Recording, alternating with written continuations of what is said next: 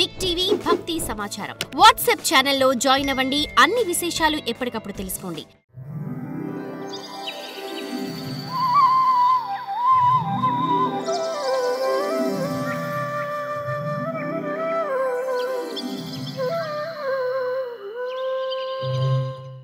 జ్ఞానమే స్వరూపంగా గల ఆ పరమాత్మకు చేతులు, కాళ్ళు మొదలైన స్థూల రూప పరిణామం చెందని త్రిగుణాతీతమైన మరి ఒక ఉపాధి ఉంది కదా. అది కంటికి కనిపించినది, చెవులకు వినిపించనిది అయి సూక్ష్మంగా ఉంది. దేనికి కనపడుతుంది, వినిపించదు. దానినే సూక్ష్మ శరీరం అంటారు. దానివల్లనే జీవుడికి పునర్జన్మ కలుగుతుంది. ఎప్పుడైతే మానవుడు ఈ రెండు స్థూల సూక్ష్మ రూపాలను అజ్ఞానంతో ఆత్మయందు కల్పించకుండా ఉంటాడో, ఆత్మజ్ఞానంతో స్థూల సూక్ష్మ రూపాలను ఆత్మగా భ్రమించటమనే దాని యందు బయటపడతాడో, అప్పుడు అతడే బ్రహ్మ సాక్షాత్కారాన్ని పొంది పరబ్రహ్మమైపోతాడు. బుద్ధిరూపుడి అయిన పరమేశ్వరునికి సంబంధించిన మాయాశక్తి విద్యారూపంగా మారి తొలగిపోయినప్పుడు జీవుడు నిశ్చయంగా బ్రహ్మస్వరూపాన్ని పొందుతాడని జ్ఞానులు చెబుతున్నారు. ఆ పైన జీవుడు తన నిజస్వరూపంతో ఆనందంగా ఉంటాడు. అంటే నిజస్వరూపంలోనే ఉండిపోతాడు. కర్త కానివాడు, పుట్టక లేనివాడు, అంతర్యామి అయిన ఆ పరమేశ్వరునికి మాయా సంబంధంతో వచ్చిన వేదరహస్య కర్మలను మరియు జన్మలను విద్యావంతులైన వారు పై విధంగా వర్ణించారు. వ్యర్థం కాని లీలలు గల ఆ పరమేశ్వరుడే ఈ జగత్తును సృష్టించి పాలించి ఉపసంహరిస్తున్నాడు. కానీ ఆయన ఈ జగత్తుతో సంఘాన్ని ఏమాత్రము పొందటం లేదు. అట్లా ఉండి కూడా ఏమాత్రము తాను సర్వసాక్షిగా ఉంటూ ఈ జీవులతో ఎవరితో కానీ ఏమాత్రం కూడా సంఘం లేకోకుండా ఉన్నాడు. ఆయనకు ఈ జగద్ విషయంలో ఆసక్తి లేదు. పరమాత్మ ప్రాణుల హృదయాలలో అంతర్యామిగా ఉంటూ 5 జ్ఞానేంద్రియాలను, మనస్సును నియంత్రిస్తూ విషయాలను, సుఖదుఖాలను వాసన చూస్తున్న వాడిలాగా ఉన్నాడు. చూడటం లేదు.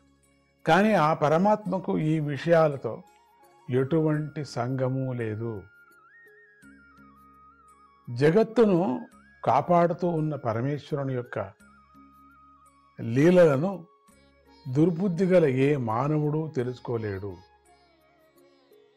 ఎవరైతే కపటం లేని వారై నిరంతరము భక్తిగా సాధన చేస్తూ మంచి జీవితాన్ని సాగిస్తూ ఆ భగవంతుని పాదపద్మాల గంధాన్ని వాసన చూస్తూ ఉంటారో, ఎవడుంటున్నారో అటువంటి వాడు జగత్పతి, గొప్ప పరాక్రమం గలవాడు, చక్రపాణి అయిన ఆ భగవంతుని స్వరూపాన్ని, లీలా రహస్యాన్ని తెలుసుకోగలరు. శుద్ధమైనటువంటి మనస్సు, భక్తి అనేటువంటి మనస్సు, శుచి అయినటువంటి జీవితము, మాటలో మాధుర్యము, ఎవరికీ నొప్పి లేకోకుండా ఉండటము, ఏ పదార్థం యందు కూడాను మర్యాదగా ఉండటం, ఆసక్తిగా చూపటం, కానీ దానిని అంటకపోవటము, ఇవన్నీ కూడా భక్తుడు కూడా అలవాటు చేసుకుంటూ ఉంటాడు. ఎందుకంటే పరమాత్మ సన్నిధికి వెళుతున్నాడు కాబట్టి. అటువంటి వాడికి మాత్రమే పరమాత్ముడి యొక్క తత్వం తెలుస్తుంది అన్నారు. కనుక మహర్షులారా, పూజ్యులైన మీరే ధన్యులు. ఎందుకంటే మీరు ఇలా ప్రశ్నించి సకల జగత్ప్రభువైన శ్రీ మహావిష్ణువు విషయంలో ఈ జన్మలోనే పూర్ణమైన భక్తిని, ప్రేమను కలిగి ఉన్నారు. ఒకే జన్మలో మీకు ప్రాప్తించింది. ఇట్లనే ప్రేమాభక్తి రెండు ఉన్నప్పుడు మాత్రమే అవుతుంది.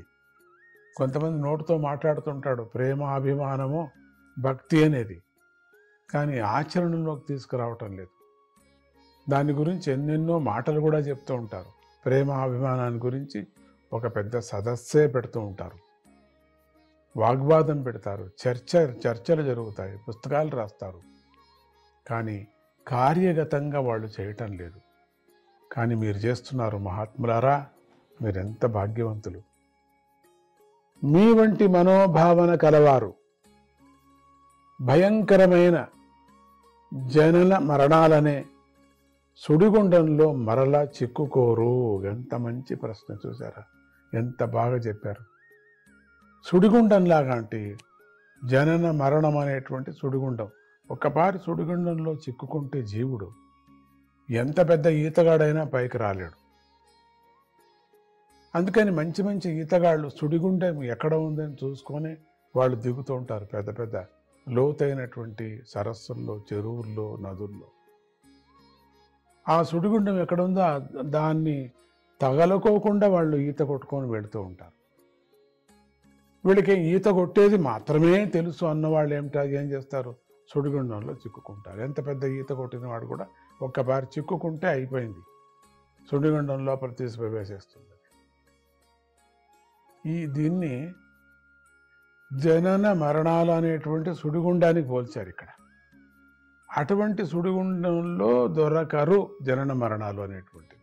ఒక్కపారి దొరికామనుకోండి ఇక అంతే. ఇక అందుకని ఒకవేళ దొరికినప్పటికి కూడా అక్కడ చమత్కారంగా పరమాత్మన లీలను చెప్పుకోవటము, లీలా రూపమైనటువంటి ఆ పరమాత్ముని చింతిస్తూ ఉన్నప్పుడు సుడిగుండం కూడా ఏం చేయలేదు, బయటకు వచ్చేస్తారేమో తెలియదు.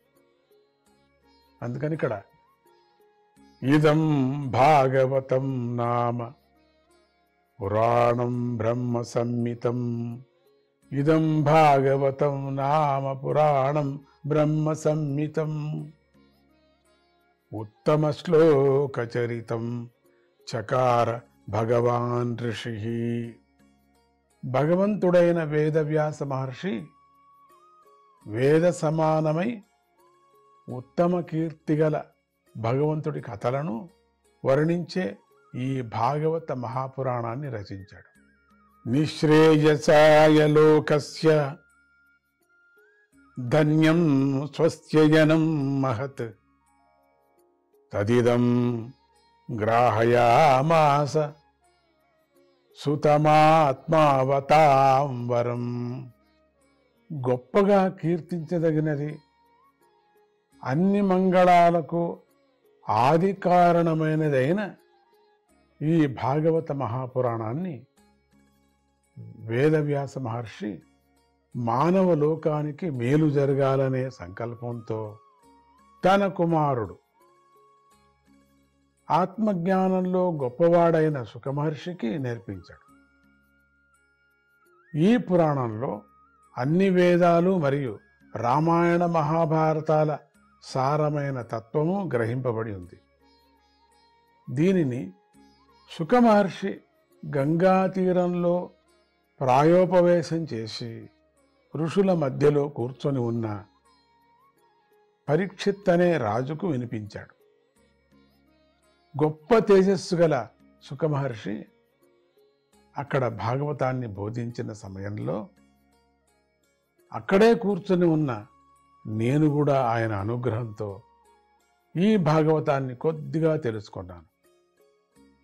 అటువంటి నేను చదివిన దాన్ని, తెలుసుకున్నదాన్ని, ఏమేమి తెలుసుకున్నానో విన్నదాన్ని అతిక్రమించకుండా నా బుద్ధి శక్తికి తగ్గట్టుగా మీకు వినిపిస్తాను.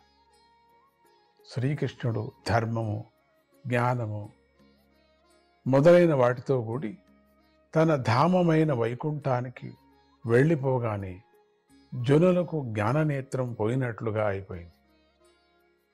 తిరిగి జనులకు కళ్ళు తెరిపించేందుకై ఇప్పుడు ఈ భాగవత పురాణమనే సూర్యుడు ఉదయించాడు.